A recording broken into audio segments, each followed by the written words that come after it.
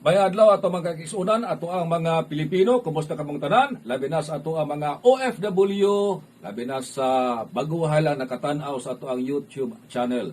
Karon nga orasa or kamo og bag-o pa lang mo nga nakatutol sa ato ang YouTube channel, pirmiro sabi higayon nga nag-live ta og ingon ani.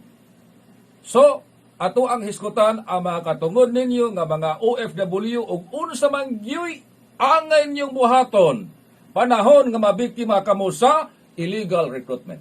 Timan daghang paagi sa gitawag og illegal recruitment. Diretso ta sa kumon kay problema sa atong mga OFW. Di-apply mo og agency. Ang gipirmahan ninyo nga kontrata mao ni nga posisyon. Pero ang gipadadaan ninyo nga lugar pag-abot ngadto lahi nga posisyon ang inyo nasudlan. Dili primero higayon makadaghan na hitabo sa atong mga OFW nga naabusuhan sa binuang aning uban nga mga recruitment agency o kakonsabo ang mga principal ug uban pa mga mapahimuslanon sa higayon.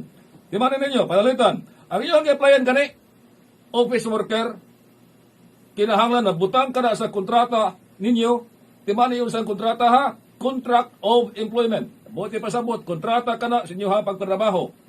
Og office worker ang nabutang sa inyong kontrata, kinahanglan ang masudlan yung trabaho, office worker. Pananglitan, office worker ang inyong gipirmahan sa kontrata nga mao inyong posisyon. Pag abot ninyo dihas gawas, gihimo mong domestic helper, illegal recruitment. Laay paagi sa illegal recruitment. Gipasiligan mo sa agency. O basis kontrata inyong gipirmahan, ipadaan mo sa Canada. Karon, ang nahitabo, ang ipada nga OFW didto gipahimutang sa Libya.